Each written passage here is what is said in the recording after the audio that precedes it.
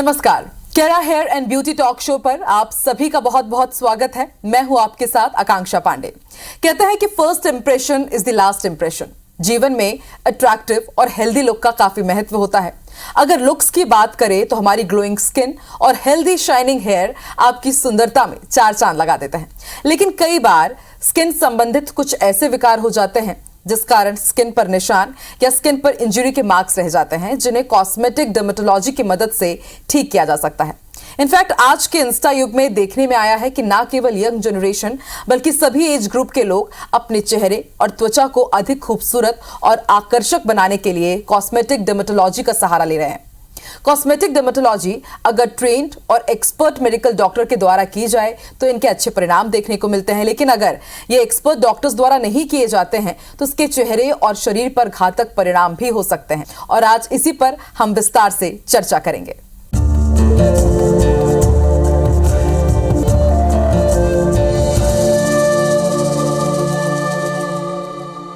तो cosmetic dermatology विषय पर Kera hair and beauty talk show में आज हमारे साथ मौजूद हैं देश विदेश के जाने माने और रायपुर शहर के प्रसिद्ध dermatologist doctor Manoj Agrawala. Doctor Manoj Agrawala, आपका बहुत बहुत स्वागत है। डॉक्टर मनोज अग्रवाला ने अपनी एमडी की पढ़ाई विश्व के प्रसिद्ध सीएमसी वेल्लोर से की है। डॉक्टर मनोज को एमबीबीएस की पढ़ाई के दौरान बेस्ट मेडिकल ग्रेजुएट के रूप में सम्मानित भी किया गया और डॉक्टर मनोज ने अनेकों गोल्ड मेडल भी अर्जित किए हैं। और अब doctor Manoj consultant dermatologist and medical director के रूप में MA skin and hair super speciality clinic Raipur में कार्यरत हैं। साथ ही डॉक्टर अग्रवाला दिल्ली में भी कंसल्टिंग सेवाएं प्रदान कर रहे हैं। डॉक्टर मनोज की एक और खासियत है कि वो चेहरे और त्वचा की बीमारियों का न केवल इलाज करते हैं बल्कि वो अपने पेशेंट्स को ये भी बताते हैं कि कैसे चेहरे और त्वचा की आपको सही देखभाल करनी है और उसके जरिए आप अपनी सुंदरता और खूबसूरती को वापस पा सकते हैं। डॉक्टर मनोज अपने पेशेंट्स को उनकी जरूरत और रिक्वायरमेंट के अनुसार सही कॉस्मेटिक सर्जरी का प्रोसीजर सजेस्ट करते हैं ताकि उनकी सुंदरता में बढ़ोतरी के साथ उनका स्वास्थ्य भी उत्तम बना रहे। डॉक्टर मनोज अग्रवाला जी, आपका बहुत बहुत स्वागत है इस खास कार्यक्रम में। डॉक्टर मनोज, जब हम सेशन की शुरुआत करते हैं और हम देख भी रहे हैं कि लाइफस्टाइल बहुत तेजी से बदल रही है, तो मुझे लगता है कि हमें शुरुआत इसी सवाल से करनी चाहिए कि लाइफस्टाइल का हमारे हेयर्स और स्किन पर कितना इफेक्ट आप मानते हैं? आज तक जो जनरेशन है इसमें लाइफस्टाइल के साथ साथ स्ट्रेस भी काफ़ी है। लाइफस्टाइल बहुत इंपॉर्टेंट है।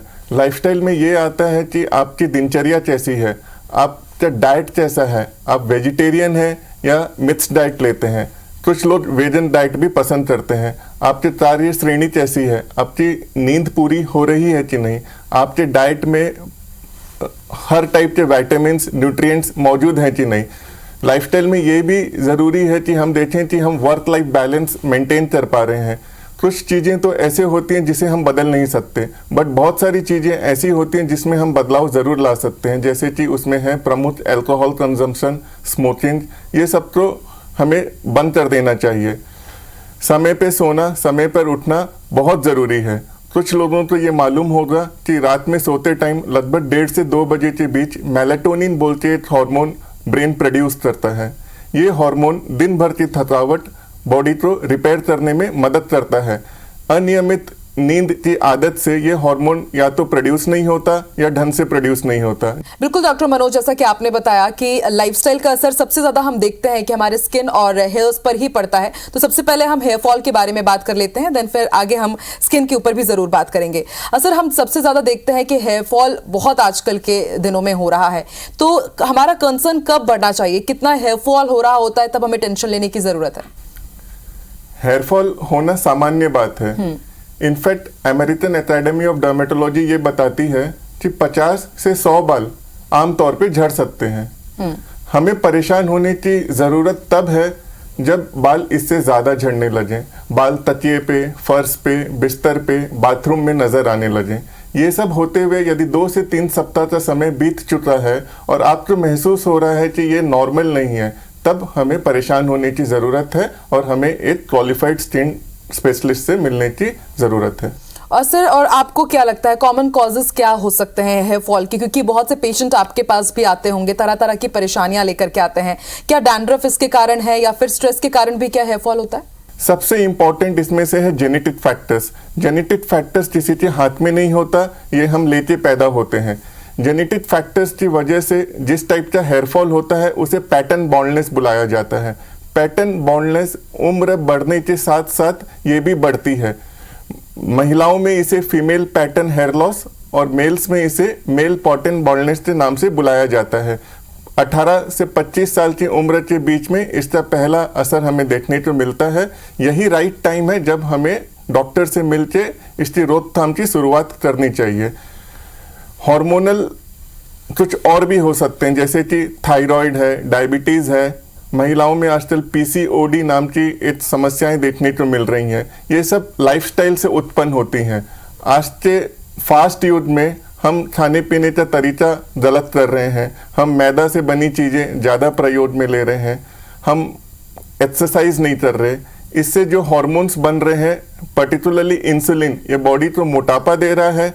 इंसुलिन बढ़ने की वजह से कुछ ऐसे हार्मोन्स बनते हैं जो बालों को झड़ने में मदद करते हैं। तो लाइफस्टाइल, हार्मोन्स, जेनेटिक्स, इसके अलावा जो कुछ और इम्पॉर्टेंट चीज़ें हैं वो है न्यूट्रिशनल। पूरा देश और हमारा प्रदेश खास करके आयरन डेफिशिएंसी से जूझ रहा है। बहुत सारी महिलाओं को आयरन डेफिशिएंसी है। आयरन डेफिशिएंसी करेक्ट कर देने के माध्यम से ही बालों में बहुत फ़ायदा देखने को मिल रहा है। कुछ अन्य फैक्टर भी हो सकते हैं, जैसे कि आप किस टाइप के शैम्पूज या कंडीशनर्स इस्तेमाल में लेते हैं, आपकी ओवरऑल लाइफस्टाइल कैसी है, आप स्ट्रेस तो नहीं ले रहे, आप स्मोकिंग तो नहीं कर रहे, आप तनाव में तो नहीं है। इन सब छोटी मोटी परेशानियों से भी बाल झड़ने को मिल सकता है। और बिल्कुल डॉक्टर मनोज, हमने देखा भी है कि जैसे कि भी आपने शैम्पू और कंडीशनर का ही जिक्र किया कि जब भी हेयर हेल्थ की बात होती है या फिर हेयर फॉल की बात होती है तो सबसे पहले हमारे माइंड में आता है कि हम दूसरा शैम्पू स्विच कर देते हैं या फिर किसी कंडीशनर का हम यूज करते हैं। तो क्या वाकई हमारी जो हेयर की हेल्थ है वो शैम्पू और कंडीशनर से ठीक हो सकती है? इसका कितना असर आप मानते हैं? शैम्पू और कंडीशनर के बारे में बहुत पेशेंट्स जानना चाहते हैं। शैम्पू और कंडीशनर एक ऐसा चीज़ है जो हर बाथरूम में पाया जाता है। शैम्पू कंडीशनर कॉस्ट इफेक्टिव से लेते लग्जरी प्रोडक्ट के कैटेगरी में आते हैं। शैम्पू एंड कंडीशनर डेफिनेटली आपके बालों को क्लींस करते हैं। ये आपके सतह पे स्कैल्प में जो इम्प्योरिटीज़ होती हैं उनको हटाती है। नॉर्मली स्कैल्प से बहुत ऑयल प्रोड्यूस होता है, इसको भी शैम्पूज एंड कंडीशनर हटाते हैं। डॉक्टर के द्वारा दिया गया हेयर सीरम जब आपके स्कैल्प में इम्प्योरिटी ना हो तो वो अच्छे से पेनिट्रेट करता है। तो शैम्पू कंडीशनर इस तरह से भी मदद करते हैं। अब आते हैं कि कुछ इंग्रेडिएंट्स की ओर। शैम्पू और कंडीशनर में यदि कुछ ऐसे इंग्रेडिएंट्स हैं जिसका साइंस का बैकिंग है तो वो शैम्पूज एंड कंडीशनर होपफुली आपके लिए बेटर होंगे। इसमें से सबसे ज़्यादा इम्पॉर्टेंट है बायोटीन। बायोटीन एक ऐसा विटामिन है जो केराटिन नाम के प्रोटीन को बनाने में मदद करता है। केराटिन, जैसे हम सब जानते हैं, बहुत पॉपुलर है पार्लर में keratin stem treatment. Keratin definitely आपके बालों के स्वास्थ्य को अच्छा रखता है। दूसरा इंपॉर्टेंट एलिमेंट है नियासाइन। नियासाइन बालों के ब्लड फ्लो को बढ़ाता है। अगर आपके शैम्पू में नियासाइन है तो आपके बाल अच्छे रह सकते हैं। कुछ नेचुरल प्रोडक्ट्स भी आते हैं, जैसे सौ पैल्मेटो। सौ पैल्मेटो एक ऐसा पदार्थ है जो उन हार्मोन्स को ब्लॉक करता है जो बालों के झड़ने को बढ़ाते हैं। साथ ही साथ कॉफ़ी है या कुछ एस्ट्रिंजेंट्स मिले हुए शैम्पूज आते हैं जो ब्लड फ्लो को बढ़ाते हैं। यहाँ पे मैं और एक इम्पॉर्टेंट बात बताना चाहूँगा। कुछ लोग डैंड्रफ को लेके आते हैं कि डॉक्टर साहब डैंड्रफ बहुत है, इसी से हमारे बाल झड़ रहे हैं। तो इसमें ये इम्पॉर्टेंट है हमें जानना कि डैंड्रफ से बाल नहीं झड़ते, बट डैंड्रफ वाले स्कैल्प में खुजली होती है। पेशेंट अपने लंबे नाखूनों से उनको बहुत अच्छे से खुजला लेते हैं जिससे उनको टेम्पररी रिलीफ मिलता है, but bar bar micro trauma होने से, बार बार खुजली करने से बालों की जड़ डैमेज हो जाती है। ऐसे स्कैल्प में डैंड्रफ इनडायरेक्टली बालों के झड़ने को बढ़ा देता है। कुछ ऐसी भी स्कैल्प की कंडीशंस होती हैं जैसे सोराइसिस है, सिबोरिक डर्मेटाइटिस है, जिसमें डैंड्रफ एक लक्षण के रूप में आता है। तो अगर ऐसा कुछ है तो भी आपको डर्मेटोलॉजिस्ट से मिलना चाहिए और इसका करेक्ट ट्रीटमेंट लेना चाहिए। डैंड्रफ वाले पेशेंट्स ZPTO या जिंक पायरिथियोन नाम का एक इंग्रेडिएंट मिला हुआ शैम्पू इस्तेमाल करेंगे तो शायद उनको और बेटर फायदा मिलेगा। और डॉक्टर मनोज, और आज के ज़माने में तो हम देख रहे हैं कि वैरायटी है एकदम शैम्पू की, और जब ऐड आते हैं तो जो कंज्यूमर्स होते हैं, कस्टमर्स होते हैं, वो बहुत मतलब स्थिति बहुत कॉम्प्लिकेटेड हो जाती है कि हम जाएं किस में। लेकिन डॉक्टर मनोज ने आपको बताया है कि किन इंग्रेडिएंट्स का आपको ध्यान रखना है और आप फिर उसी शैम्पू पर स्टिक कीजिए। सर आगे बढ़ते हैं। अब शैम्पू की बात कर ली, कंडीशनर की बात कर ली, हेयर ऑयल को लेकर के भी बहुत मिथ है। हमने सुना है कि मेडिकल साइंस में कहा जाता है कि हेयर ऑयल बालों के लिए ठीक नहीं होता है।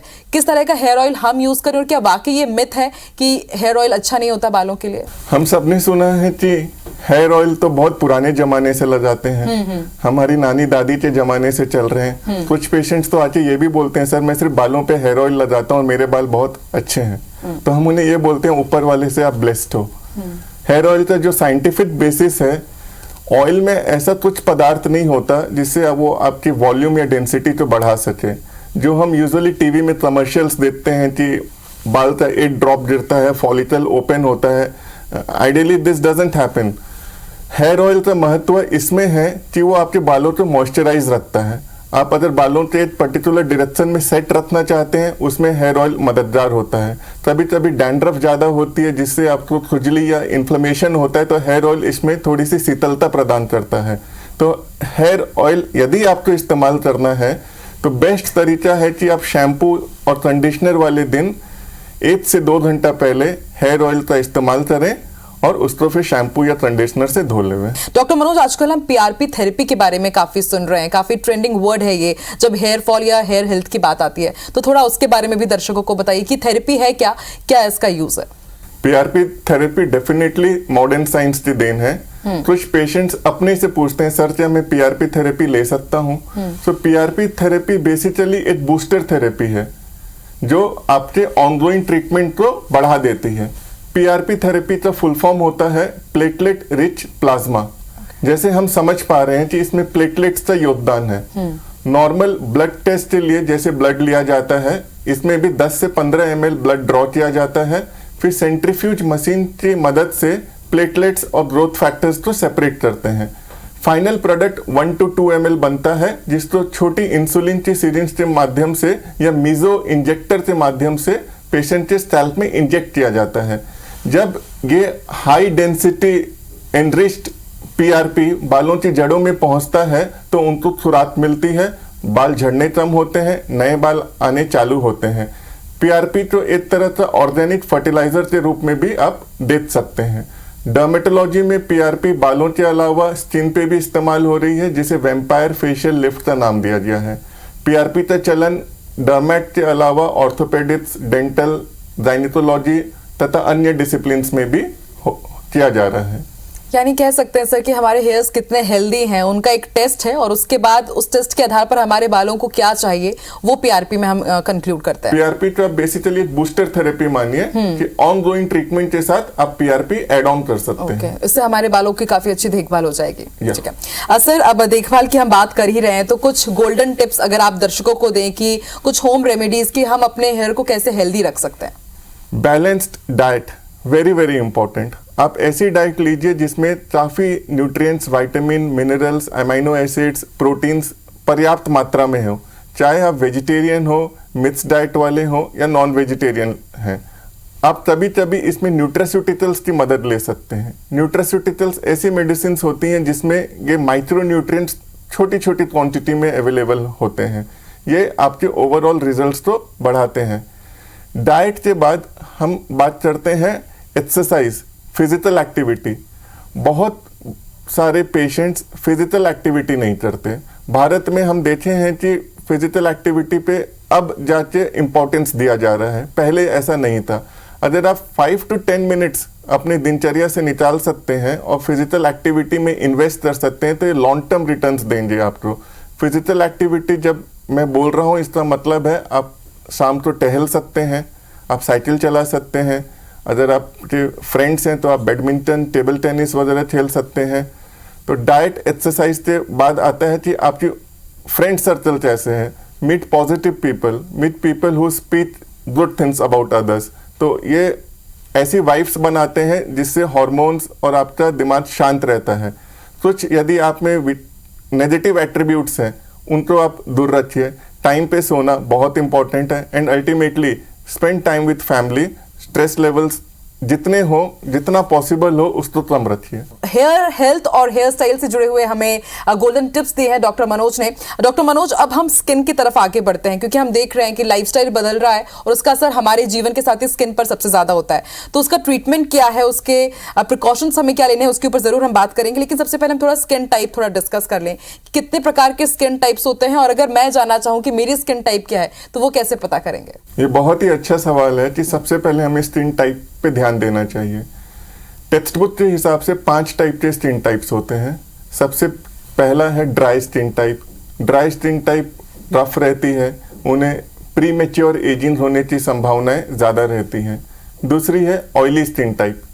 ऑयली स्किन टाइप में पोर्स ब्लॉक हो जाते हैं, उन्हें पिंपल्स के निशान, ये सब की समस्याएं ज़्यादा झेलनी पड़ती हैं। सबसे अच्छी स्किन टाइप होती है नॉर्मल स्किन टाइप।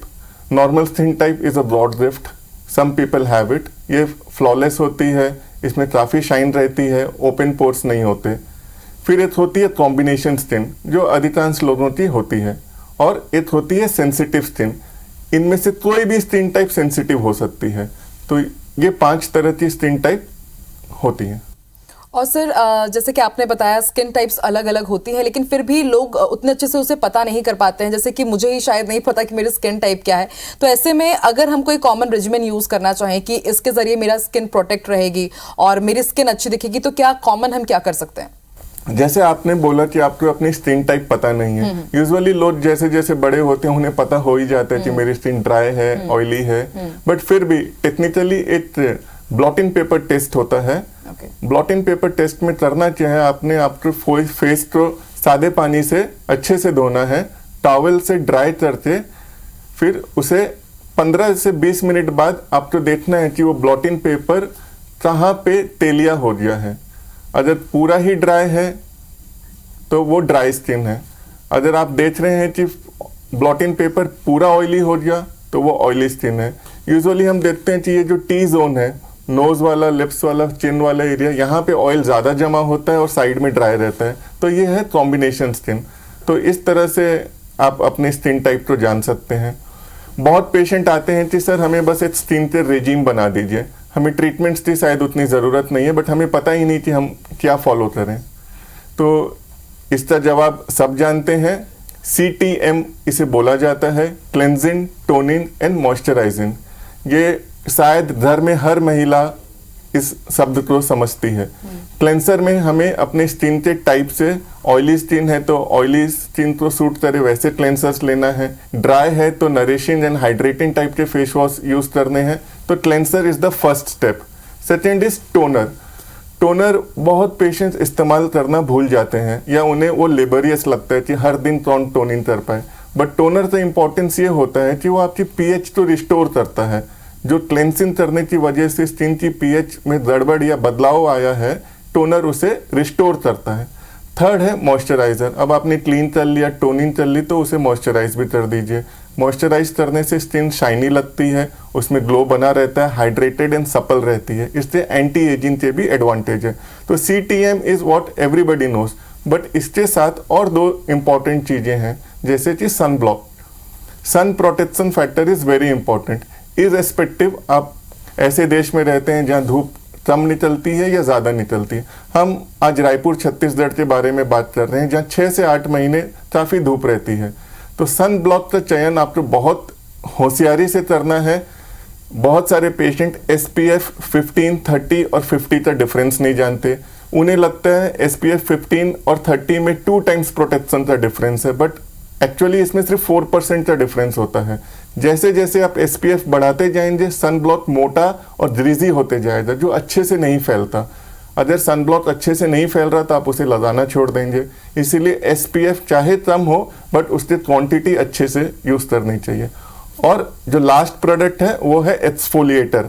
आप हफ्ते में 2 दिन कुछ एक्सफोलिएटिंग एजेंट्स इस्तेमाल कर सकते हैं। इसमें से सबसे कॉमन है retinol, niacinamide, alpha and beta hydroxy acid.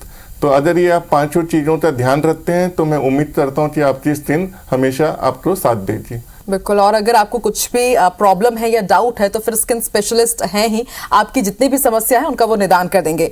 Doctor Manoj, अब हम बात कर लेते हैं कि हम अमूमन देखते हैं कि ब्यूटिशियन और स्किन स्पेशलिस्ट में थोड़ा कंफ्यूजन हो जाता है। जैसे फेशियल हमें कराना है तो हम ब्यूटिशियन के पास चले जाते हैं, लेकिन वो ऐसे कौन से स्किन ट्रीटमेंट है जो हमें स्पेशली डर्मेटोलॉजी क्लिनिक में ही जाके करवाने चाहिए? डेफिनेटली असल एक टर्म पॉपुलर है जिसे कॉस्मेटोलॉजिस्ट बुलाया जाता है। कॉस्मेटोलॉजिस्ट कोई ऐसे पर्टिकुलर डिग्री नहीं है, तो इसीलिए इतना कंफ्यूजन यहाँ पे पैदा हुआ है। डर्मेटोलॉजिस्ट के पास आप जब जाते हैं तो जो सबसे इंपॉर्टेंट ट्रीटमेंट आपका होता है वो है आपका medical prescription. Medical prescription is the most important document. इसमें जैसे हम चर्चा कर रहे थे, CTM के साथ सनब्लॉक है, एक्सफोलिएटर है, यदि कोई पर्टिकुलर स्किन कंसर्न है तो उसे भी टारगेट किया जा सकता है, कुछ सीरम्स प्रोवाइड किए जा सकते हैं। अगर आप इसे ही सिंसियरली 3 से 6 महीना फॉलो कर लें और फिर उसको थोड़ा सा आप डाउनग्रेड करके सिंपल फॉर्मूले में भी आ सकते हैं, तो ये आपके लिए बहुत मददगार साबित होगा। इसके अलावा कुछ पेशेंट्स केमिकल पीलिंग्स या laser treatment, hydra facial, medifacial, botox या फिलर्स की भी मदद ले सकते हैं। केमिकल पील्स जो होते हैं वो बहुत ही जनरल ट्रीटमेंट है, बहुत टाइप के पील्स आते हैं और ये सबसे पॉपुलर ट्रीटमेंट है। लेज़र का चयन करते टाइम आपको ये ज़रूर ध्यान देना है कि जो लेज़र की मशीन इस्तेमाल हो रही है वो काफ़ी अच्छी हो, काफ़ी रेप्यूटेड हो। लेज़र ज़्यादातर हमारे देश में अनचाहे बालों के लिए और पिगमेंटेशन के लिए यूज़ होता है। सर, जैसा कि आपने लेजर ट्रीटमेंट ही बोला, और मेरा अगला सवाल भी यही था, क्योंकि आजकल हम बहुत सुन रहे हैं कि स्किन लेजर थेरेपी आप ले सकते हैं और उससे आपकी त्वचा बिल्कुल बदली हो जाएगी, तो इसके बारे में थोड़ा सा बताइए, क्योंकि काफी ट्रेंडी हो गया आजकल ये। डेफिनेटली त्वचा जो बदली हो जाएगी उसका मतलब है त्वचा will be more healthy, and healthy skin is always beautiful. So ये चीज हमें ध्यान देनी जरूरी है। लेजर का ट्रीटमेंट जो है वो डर्मेटोलॉजिस्ट सजेस्ट करते हैं अगर आपको जरूरत महसूस होती है तो। लेजर के बारे में जैसे हम चर्चा कर रहे थे, एक क्वालिफाइड डॉक्टर के द्वारा दिया जाना चाहिए। लेजर की मशीन अच्छी होनी चाहिए। लेजर के कुछ डूज एंड डोंट्स होते हैं, तो शायद आप जब वो लेजर ट्रीटमेंट लेने जाएं तो आपको इसके बारे में जरूर बताया जाएगा। सर, आपने ये भी बताया कि जब हम किसी कॉस्मेटोलॉजिस्ट के पास जाते हैं या ब्यूटिशियन के पास जाते हैं, वो हमें काफी सारी चीजें बताते हैं कि आप ये ले सकते हैं, उसको लगाने से आपकी स्किन और भी फ्लॉलेस हो जाएगी। कुछ स्टेरॉइड्स भी ओवर द काउंटर मिल जाते हैं, तो क्या वो लेना सही है या फिर हमें प्रिस्क्राइब्ड ही चीजों का पालन करना चाहिए? ये बहुत ही जरूरी सवाल है और हमारे देश में तो काफी इंपॉर्टेंस रखता है। फर्क ये होता है कि जब पेशेंट्स डॉक्टर के पास आते हैं तो वो दोस्त जैसे नहीं आते। ब्यूटिशियंस जो होती हैं, जो आंटीज होती हैं, दे कंसिडर कि वो फैमिली का मेंबर है, तो उनकी बातों पे वो बहुत भरोसा करते हैं और कहीं ना कहीं शायद हम ये विश्वास अब धीरे धीरे गेन कर रहे हैं। कुछ लोग जिन्हें नॉलेज नहीं होती, मैं ये नहीं कहूँगा कि ब्यूटी पार्लर्स वाले, बट जो डॉक्टर्स भी हो सकते हैं, बट जिन लोगों को नॉलेज नहीं है वो स्टेरॉइड वाली क्रीम बहुत सारी आती है। आप कोई भी शहर, कोई भी दवा दुकान में चले जाएं, शायद सबसे ज़्यादा यही सेल होता है। तो स्टेरॉइड वाली क्रीम जब शुरू में पेशेंट लगाता है तो उसे 10 दिन या 15 दिन में जो रिजल्ट मिलता है वो उसने जीवन भर में नहीं देखा था। तो उसे इतना भरोसा हो जाता है वो स्टेरॉइड की क्रीम पे कि वो उसे लगाते रहते हैं। इस प्रोसेस के दौरान वो आदमी 10 दूसरे लोगों को भी बता देता है और वो 10 और 10 तो बता देते हैं। तो आप यहाँ पे देख पा रहे हैं एंकर मैडम की लाइक चालू हुआ था 1 से, बट अब 100 लोग इस्तेमाल कर रहे हैं। जब इसके दुष्परिणाम सामने आते हैं वो 6 महीने या साल भर बीत चुका होता है, तब वो पेशेंट काफी रिपेंट करता है। उसकी कंडीशन ऐसी हो जाती है कि वो एडिक्ट हो गया है। ये स्टेरॉइड की क्रीम अल्कोहल या शराब के जैसी है, आप इसे लगाना चालू किए और लगाते ही रहेंगे, बट जैसे एक शराबी शराब छोड़ नहीं पाता या बहुत समस्याएं झेलता है और अंत में उसका लिवर सड़ जाता है, ऐसे ही स्टेरॉइड की क्रीम यदि पेशेंट नियमित तौर पे लगाते रहेंगे तो उनकी स्किन पतली हो जाएगी, धूप में जाने से चिलचिलाएगी, जलन होगी, खुजली होगी और लास्ट में वो परमानेंटली डैमेज हो जाएगी।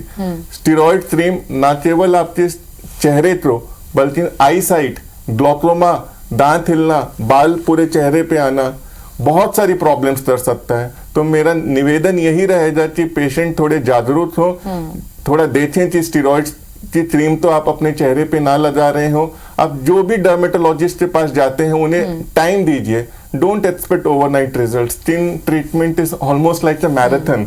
आप 2 से 3 महीना तो एटलीस्ट टाइम दीजिए। आप 2 दिन 4 दिन में रिजल्ट नहीं आ रहा बोलते आप अपने डॉक्टर ना बदलिए, स्टेरॉइड की क्रीम का इस्तेमाल बंद कीजिए। ठीक है, तो धीरे धीरे ही आपकी स्किन ठीक होगी, इंस्टेंट रिजल्ट के लिए हमें नहीं जाना है।